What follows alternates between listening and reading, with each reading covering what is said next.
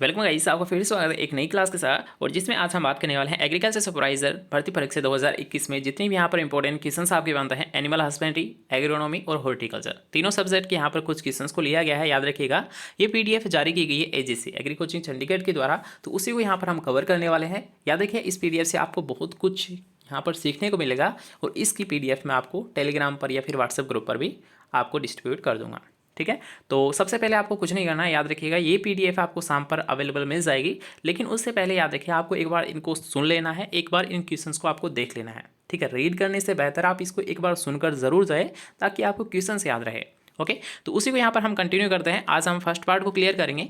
इनको हम पार्ट्स में डिवाइड करेंगे, एक क्लास में तो नहीं कर पाएंगे क्योंकि बहुत सारे क्वेश्चंस है, तो इनको हम क्लासेस में डिवाइड करेंगे, सेट फर्स्ट सेट टू ऐसे। ठीक है, तो अब यहाँ पर याद रखिए आपको हर एक पार्ट इसका देखना है। क्यों? क्योंकि याद रखिए एक भी अगर आपने पार्ट मिस किया तो बहुत सारे क्वेश्चंस आपके स्किप हो सकते हैं। ठीक है, तो जल्दी से जल्दी ज़्यादा से ज़्यादा स्टूडेंट को आप इस वीडियो को शेयर कर दीजिए ताकि उनको भी यहाँ पर बेनिफिट हो सके इस क्लास से। ठीक है, तो जल्दी से जल्दी शेयर कीजिए ताकि उनको भी यहाँ पर बेनिफिट मिल सके। ओके, तो आई थिंक आपने शेयर कर दिया होगा और चैनल को सब्सक्राइब नहीं किया है तो जल्दी से सब्सक्राइब कर लीजिए क्योंकि यहाँ पर लेटेस्ट अपडेट आपको मिलती रहेगी। और जो भी याद रखिए आपकी आंसर की है वो भी यहाँ पर तुरंत एग्जाम के बाद ही डाल दी जाएगी। ठीक है, तो चलिए क्लास को स्टार्ट करते हैं। फर्स्ट क्वेश्चन याद रखिएगा, वह मिट्टी जिसमें सूखने पर दरार पड़ती है, जिसमें स्वयं जुताई की अवस्था पाई जाती है। मतलब ऐसी अवस्था याद रखिएगा जिसमें क्या होता है, वह मृदा कौन सी है जिसमें दरारें पड़ती है और इन दरार पड़ने के कारण क्या होता है, याद रखिएगा जो काली मृदा है। ठीक है, डायरेक्ट आपको यहाँ पर क्वेश्चन का राइट आंसर है काली मृदा। क्यों? क्योंकि याद रखिए जो काली मृदा होती है, जैसे कि आपने देखा होगा, याद रखिए काली मृदा में कीचड़ जैसी संरचना बनती है। ठीक है, इसमें क्या होता है, जब भी पानी भरता है कीचड़ बन जाता है और ये जब कीचड़ सूखता है तो उसमें दरारें पड़ जाती है और इन दरार पड़ने के कारण ही क्या बोला गया है इसे, कि स्वयं इसमें जुताई हो जाती है। दरारें पड़ जाती है मतलब एक तरीके से जुताई की अवस्था बन जाती है। और वो कौन सी मृदा होती है, वो होती है याद रखिएगा काली मृदा, जिसमें याद रखिएगा वर्टिसोल्स और वर्टिसोल घन पाया जाता है और मोंट मोरिनाइट जो खनिज पदार्थ है वो इसमें पाया जाता है। नेक्स्ट क्वेश्चन की यहाँ पर बात करेंगे कि भारत में मोठ बीन का सर्वाधिक क्षेत्रफल व उत्पादन कहाँ पर है। तो हमें पता है, याद रखिए जो मोठ का क्षेत्रफल है और उत्पादन है सबसे ज़्यादा राजस्थान में ही है। नेक्स्ट क्वेश्चन की यहाँ पर बात करेंगे कि नींबू में पत्ती धब्बा रोग किससे होता है। तो याद रखिए यहाँ पर पूछा गया है कि जो लीफ स्पॉट रोग होता है, ठीक है, लीफ स्पॉट जो होता है ये किसके द्वारा होता है, तो ये होता है याद रखिए मोलिब्डेनम की कमी से। काफी इंपॉर्टेंट क्वेश्चन है, नींबू में पत्ती धब्बा रोग मोलिब्डेनम तत्व की कमी से होता है। नेक्स्ट क्वेश्चन की यहाँ पर बात करेंगे कि तिलहनी फसलों में तेल की मात्रा को बढ़ाया जा सकता है। तो तिलहनी फसलों में तेल की मात्रा याद रखिए सल्फर तत्व के द्वारा बढ़ाई जा सकती है। नेक्स्ट क्वेश्चन की यहाँ पर बात करेंगे कि अलसी की फसल होती है। तो याद रखिए अलसी और कुसुम, अलसी और कुसुम दोनों ही क्या होती है, रबी की फसल होती है। विशेष तौर पर ध्यान रखिए अलसी और कुसुम। याद रखिए तिल क्या होती है, तिल खरीफ की फसल होती है। तिल एक तिलहनी फसल होती है और तिल याद रखिए एक खरीफ सीजन की क्रॉप होती है, लेकिन अलसी और कुसुम क्या होती है, रबी सीजन की क्रॉप होती है। नेक्स्ट क्वेश्चन के यहाँ पर बात करेंगे कि किसका अंकुरण क्षमता सर्वाधिक होता है। तो यहाँ पर याद रखिए अंकुरण क्षमता आपको पूछी गई है, सबसे ज़्यादा वैसे तो होती है मक्का की, लेकिन ऑप्शंस के अकॉर्डिंग हम बात करेंगे तो याद रखिएगा सोयाबीन, कपास, चना और बाजरा। तो इनमें सबसे ज़्यादा किसकी होती है, याद रखिएगा चने की होती है। कितनी होती है, 85 होती है, क्योंकि गेहूँ जो चना, ठीक है, इन सभी की क्या होती है 85 होती है। कपास की सबसे कम होती है, कितनी होती है 65 होती है। इसका भी आप विशेष तौर पर ध्यान रखिए। नेक्स्ट क्वेश्चन के यहाँ पर बात करेंगे कि सीमाजीन के कुल सक्रिय तत्व की मात्रा। तो सीमाजीन में याद रखिएगा जो सक्रिय तत्व है ये 60% पाया जाता है और याद रखिए सीमाजीन का जो प्रयोग है ये मक्का के लिए किया जाता है। किसमें किया जाता है, मक्का के लिए सबसे ज़्यादा इसका प्रयोग किया जाता है, लेकिन हाल फिलहाल में ये बैन हो चुका है। इसलिए याद रखिए मक्का में पहले सीमाजीन का प्रयोग किया जाता था, लेकिन अगर आपको अब पूछे तो आप एट्राजीन लगा सकते हो। वैसे अगर आपको दोनों ऑप्शन में मिलेगा तो सबसे ज़्यादा राइट आपका सीमाजीन होगा, उसके बाद में आपका एट्राजीन होगा। ठीक है, नेक्स्ट क्वेश्चन की यहाँ पर बात करेंगे जिसमें आपको पूछा गया है कि निम्न से कौन सी फसल वायुमंडल से अधिकतम नाइट्रोजन का स्थिरीकरण करती है। तो सबसे ज़्यादा जो स्थिरीकरण करती है, नाइट्रोजन का फिक्सेशन करती है, वो कौन सी होती है, लुरसन होती है, रेंज का होती है। अब बता सकते हो आप कितना करती है, जल्दी से कमेंट सेक्शन बताइए। एक क्वेश्चन आपके लिए कि लुरसन जो रेंज का है ये नाइट्रोजन फिक्सेशन कितना होता है। नेक्स्ट क्वेश्चन के यहाँ पर बात करेंगे ग्लोबल वार्मिंग के लिए जिम्मेदार गैस कौन सी होती है। तो ग्लोबल वार्मिंग मतलब हरित गैस प्रभाव, ठीक है, ग्रीन हाउस इफेक्ट जिसे हम बोल सकते हैं। तो ग्लोबल वार्मिंग जो सबसे ज़्यादा जो रोल होता है 55% के समथिंग होता है, किसका होता है, CO2 का होता है। सबसे ज़्यादा CO2 का होता है, उससे कम याद रखिएगा मीथेन का होता है, इससे कम होता है क्लोरोफ्लोरोकार्बन और सबसे कम होता है नाइट्रस ऑक्साइड।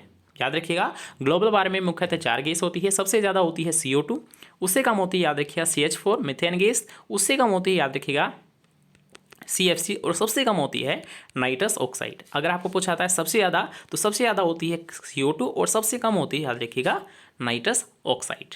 ठीक है, नेक्स्ट क्वेश्चन की यहाँ पर बात करेंगे कि पादप रोगों से बचाव हेतु तो रासायनिक कणों के बिखराव मतलब छिड़काव का आकार कितना होना चाहिए? तो इनका जो आकार होता है ये होता है 30 से 150 माइक्रोग्राम। नेक्स्ट क्वेश्चन की यहाँ पर बात करेंगे जिसमें आपको पूछा गया है कि निम्न में से कौन से कंपोजिट कुल का पौधा है? तो यहाँ पर पूछा गया है कंपोजिट कुल, तो किसका होता है? तिल का पेडलिएसी होता है। चाय का क्या होता है? इसको एक बार फिलहाल छोड़ते हैं। फालसा का क्या होता है? टिलिएसी होता है। चाय का इसका होता है कैफेनेसी, ऐसे कुछ होता है, इसको अभी फिलहाल छोड़ दीजिए, आपके सिलेबस में नहीं है। तिल का होता है पेडलिएसी और कुसुम का होता है कंपोजिटी। तो कंपोजिटी आपको पूछा गया है, तो इसका राइट आंसर क्या हो जाएगा कि कुसुम का जो कुल होता है वो कंपोजिटी होता है, तिल का पेडलिएसी होता है, फालसा का टिलिएसी होता है। नेक्स्ट क्वेश्चन की यहाँ पर बात करेंगे कि परंपरागत कृषि विकास योजना की शुरुआत कब की गई थी? तो परंपरागत कृषि जो योजना चलाई गई थी, याद रखिएगा, इसकी जो शुरुआत की गई थी ये की गई थी, कब की गई थी बजाय आप ही बता सकते हो, तो याद रखिए 2015 में की गई थी। नेक्स्ट क्वेश्चन की यहाँ पर बात करेंगे कि राजस्थान में सीताफल का उत्कृष्टता केंद्र कहाँ पर स्थित है? तो सीताफल मुख्यतः कहाँ पर होती है? वहीं इसका एक्सलेंस सेंटर है, तो चित्तौड़गढ़। सीताफल का उत्कृष्टता केंद्र चित्तौड़गढ़ में है। नेक्स्ट क्वेश्चन की यहाँ पर बात करेंगे कि प्रथम सिंचाई योजना या फिर प्रथम सिंचाई आयोग का गठन कब किया गया था? तो इसका किया गया था, याद रखिएगा, 1901 में किया गया था। नेक्स्ट क्वेश्चन की यहाँ पर बात करेंगे कि कृषि के लिए किसका जलवायु वर्गीकरण मान्य है? तो याद रखिएगा, वैसे तो डी कैंडोल के द्वारा दिया गया है, कोपेन के द्वारा दिया गया है, ट्रोल के द्वारा दिया गया है, थॉर्नवेट के द्वारा दिया गया है, लेकिन सबसे ज़्यादा मान्य किसका है? याद रखिएगा, वो होता है ट्रोल के द्वारा। जो ट्रोल के द्वारा दिया गया था, याद रखिएगा, आर्द्रता और तापमान के अकॉर्डिंग, इसी के अकॉर्डिंग याद रखिएगा सबसे अच्छा होता है कृषि के लिए। ठीक है, नेक्स्ट क्वेश्चन की यहाँ पर बात करेंगे कि रेगिस्तान के विस्तार का अध्ययन क्या कहलाता है? तो जब रेगिस्तान का अध्ययन किया जाता है उस विज्ञान को बोला जाता है इरेमोलॉजी। रेगिस्तान का अध्ययन इरेमोलॉजी कहलाता है। नेक्स्ट क्वेश्चन की यहाँ पर बात करेंगे कि भूरा सोना किसे कहते हैं? भूरा सोना किसे कहते हैं? तो ये कहते हैं, याद रखिए, रेशम कीट के प्यूपा को कहते हैं। किसको कहते हैं? रेशम कीट के प्यूपा को कहते हैं। गरीब आदमी का फल किसे कहते हैं? तो गरीब आदमी का फल क्या है बताइए? ऑप्शन देख लीजिए पहले, कटहल, ज्वार, आलू और टमाटर। तो याद रखिए, गरीब आदमी का जो फल है वो होता है कटहल होता है, जैक फ्रूट होता है। नेक्स्ट क्वेश्चन की यहाँ पर बात करेंगे कि रेटिंग क्रिया संपन्न होती है। तो आपको पता होगा, याद रखिएगा, जो रेटिंग क्रिया है ये अलसी में भी की जाती है, जूट में भी की जाती है और सनई में भी की जाती है। रेटिंग की क्रिया है अलसी में की जाती है, जूट में की जाती है और सनई में की जाती है। तो याद रखिए, जूट के लिए जो टेम्परेचर लिया जाता है ये 34 डिग्री सेंटीग्रेड तापमान लिया जाता है। तो इसका राइट आंसर हो जाएगा सेकंड ऑप्शन। नेक्स्ट क्वेश्चन के यहाँ पर बात करेंगे कि महुआ की खली का सर्वोत्तम उपयोग किसके लिए किया जाता है? तो महुआ की खली का जो प्रयोग किया जाता है मुख्य तौर पर, याद रखिएगा, ये किया जाता है धान फसल के लिए। क्यों? क्योंकि याद रखिए, महुआ में सेपोनिन पाया जाता है, महुआ में सेपोनिन पाया जाता है, और ये सेपोनिन याद रखिए रेंजिका में भी पाया जाता है, सेपोनिन रेंजिका में भी पाया जाता है। ओके, चलिए नेक्स्ट क्वेश्चन की यहाँ पर बात करेंगे कि बायोरेट का निर्माण यूरिया बनाने के क्रम में किस तापमान पर किया जाता है? तो यहाँ देखिएगा, जो बायोरेट जो मिलाया जाता है यूरिया में, ये कितनी डिग्री सेंटीग्रेड तापमान पर मिलाया जाता है? तो ये मनाया जाता है 150 डिग्री सेंटीग्रेड से अधिक जब तापमान रहता है तब इसे मिलाया जाता है। नेक्स्ट क्वेश्चन की यहाँ पर बात करेंगे कि गेहूं की सोनालिका किस्म है? तो याद रखिएगा, सोनागिरा। आपको डायरेक्ट याद रखना है सोनागिरा, ठीक है, सोनागिरा। तो याद रखिएगा, सोनालिका और गिरिजा, सोनालिका और गिरिजा ये दोनों ही क्या होती है? एक जीन वाली होती है। और हीरा मोती लाल बादशाह है, हीरा मोती लाल बादशाह है, 3 जीन वाली होती है, सोनालिका, गिरिजा और एक और होती है लर्मा रोजो। याद रखिए, ये सभी होती है एक जीन वाली, 3 जीन वाली, हीरा मोती और लाल बादशाह है। नेक्स्ट क्वेश्चन की यहाँ पर बात करेंगे कि निम्न में से किस नाइट्रोजन युक्त उर्वरक का प्राथमिक पोषक तत्व की तुलना में द्वितीयक पोषक तत्व अधिक होता है? तो वो कौन सा होता है? मतलब जिसमें नाइट्रोजन कम होता है, नाइट्रोजन तो कम होता है लेकिन सल्फर ज़्यादा होता है, तो वो कौन सा है? अमोनियम सल्फेट है। क्यों? क्योंकि याद रखिए, इसमें 20% तो नाइट्रोजन पाया जाता है लेकिन 24% इसमें सल्फर पाया जाता है। ठीक है, याद रखना, प्राथमिक पोषक तत्व की तुलना में द्वितीयक पोषक तत्व अधिक होता है, तो वो होता है, याद रखिए, अमोनियम सल्फेट, क्योंकि इसमें नाइट्रोजन होता है 20%, सल्फर होता है इसमें 24%। नेक्स्ट क्वेश्चन की यहाँ पर बात करेंगे कि महुआ की खली में नाइट्रोजन कितना होता है? तो महुआ की खली में अगर बात करेंगे, याद रखिए, नाइट्रोजन तो इसमें तो 2.5% ही होता है, कम होता है। कितना होता है? 2.5% होता है। नेक्स्ट क्वेश्चन की यहाँ पर बात करेंगे कि इंटरनेशनल राइस रिसर्च इंस्टीट्यूट, जिसे हम बोलते हैं इंटरनेशनल राइस रिसर्च इंस्टीट्यूट, जो कि मनीला फिलीपींस में स्थित है, इसकी स्थापना याद रखिए 1960 में की गई थी। नेक्स्ट क्वेश्चन की यहाँ पर बात करेंगे काजू अनुसंधान निदेशालय। तो काजू अनुसंधान जो निदेशालय स्थित है, याद रखिए, ये स्थित है पुतूर में। कहाँ पर स्थित है? पुतूर में स्थित है। गन्ने का लाल सड़न रोग है, इसका कारक कहाँ पर उपस्थित रहता है? मतलब ये किस प्रकार की बीमारी है? जो रेड रोट बीमारी है, किस प्रकार की बीमारी है? क्या मृदा से होती है, क्या बीज से होती है, किस प्रकार से होती है? तो याद रखिए ये होती है गन्ने के टुकड़े से। किससे होती है? गन्ने के टुकड़े से होती है, अर्थात ये होती है एक बीज जनित रोग होता है। क्या होता है? एक बीज जनित ये रोग होता है। नेक्स्ट क्वेश्चन के यहाँ पर बात करेंगे कि गेहूं का सर्वाधिक क्षेत्रफल कहाँ पर होता है? तो सबसे ज़्यादा गेहूं का जो लिया जाता है, याद रखिएगा ये कहाँ पर लिया जाता है? उत्तर प्रदेश में लिया जाता है। गेहूं को सबसे ज़्यादा उत्तर प्रदेश में लिया जाता है। नेक्स्ट क्वेश्चन के यहाँ पर बात करेंगे कि जिंक सल्फेट को किस उर्वरक के साथ मिलाने में जिंक तत्व की उपलब्धता बढ़ती है? मतलब जिंक सल्फेट को हम जिंक तत्व उपलब्धता अगर आपको बढ़ानी है तो आप किसका प्रयोग करोगे? तो हम याद रखिए कि जिंक सल्फेट को हम यूज़ करेंगे किसके साथ? बताइए, डीएपी के साथ कर देंगे। क्यों? क्योंकि इससे याद रखिए इसकी उपलब्धता बढ़ जाएगी। नेक्स्ट क्वेश्चन के यहाँ पर बात करेंगे कि वायुमंडल में नाइट्रोजन स्थापित करने के लिए एजिटोबैक्टर का प्रयोग किसके लिए किया जाता है? तो एजिटोबैक्टर का प्रयोग मुख्यतः याद रखिएगा धान, गेहूँ, चना और अरहर, इन सभी के लिए कर सकते हैं। गेहूँ, जौ, चना सभी के लिए क्या करते हैं? एजिटोबैक्टर का प्रयोग करते हैं। तो यहाँ पर इसका राइट आंसर क्या हो जाएगा? उपयुक्त दोनों।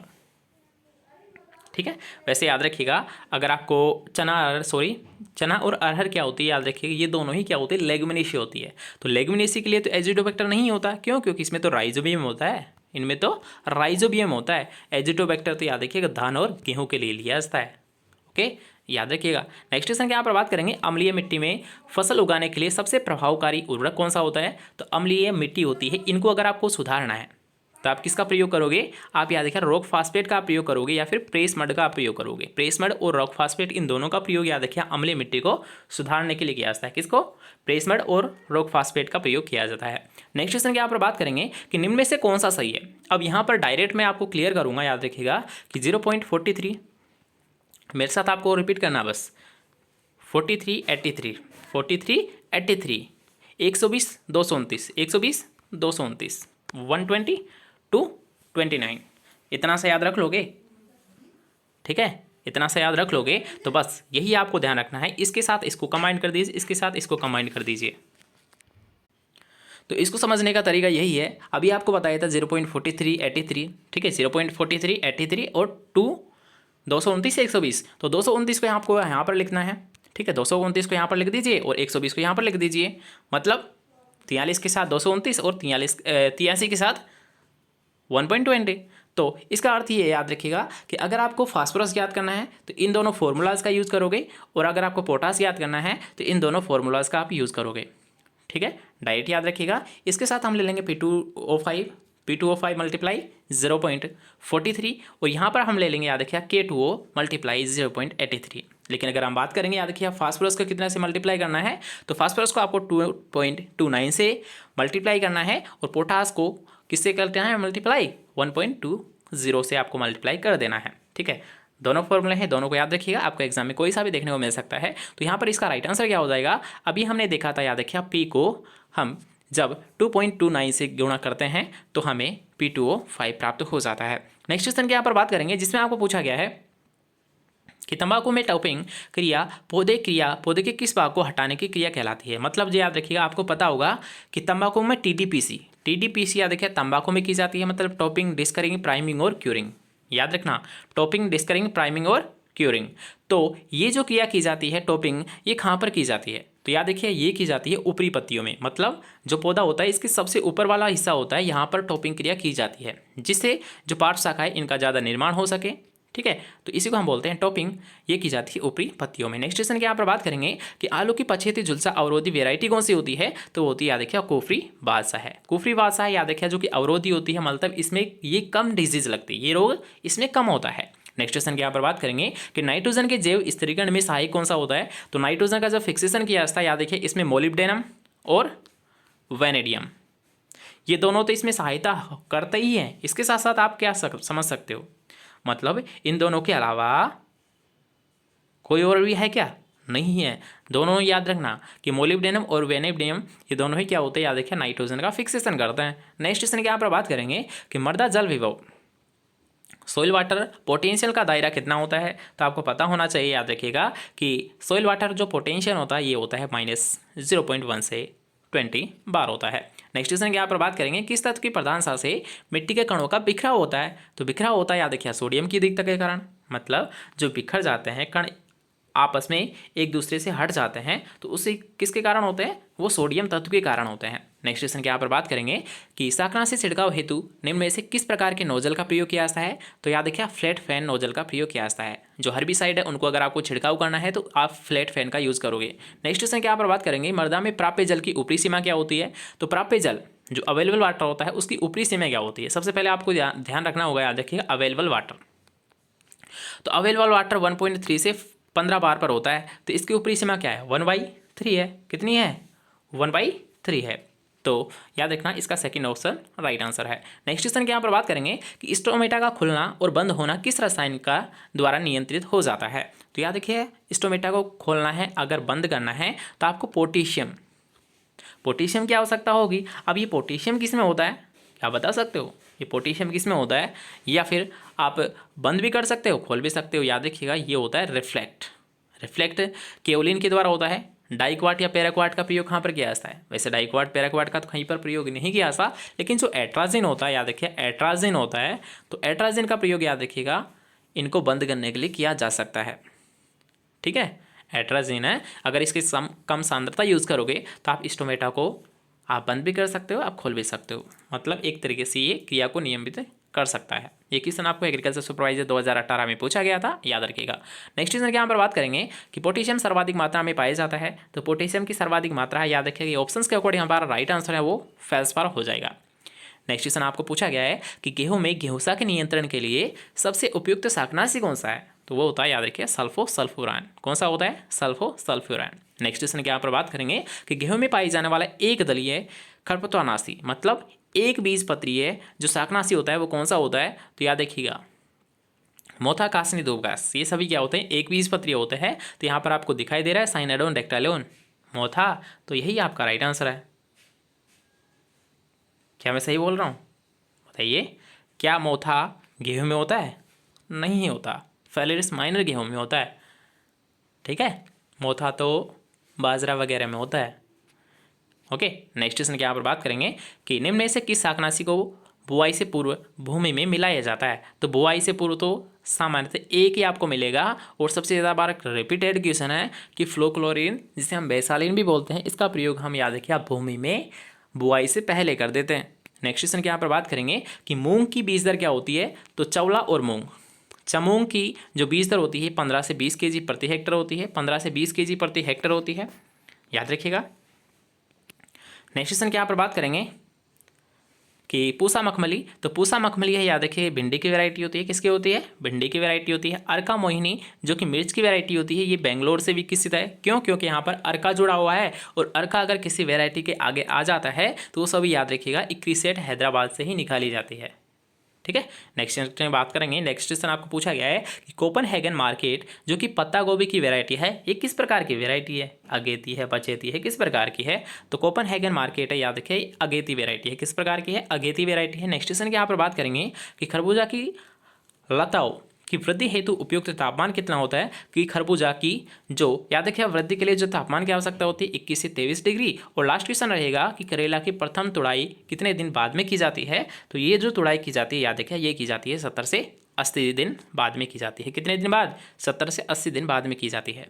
तो यहाँ पर हमारा फर्स्ट सेट है वो कंप्लीट होता है। सेकेंड पार्ट आपको जल्द ही रिलीज़ कर दिया जाएगा। तो सेकंड पार्ट लेने के लिए आपको चैनल को सब्सक्राइब करना होगा, नोटिफिकेशन को आपको ऑल पर सेलेक्ट करना होगा ताकि आपको नोटिफिकेशन मिलता रहे, और जितने भी यहाँ पर क्लासेस है, जितने भी यहाँ पर मॉडल पेपर आपके कंप्लीट हो सके। ठीक है, तो जल्दी मिलते हैं नेक्स्ट क्लास के साथ। जब तक के लिए सही जवाब।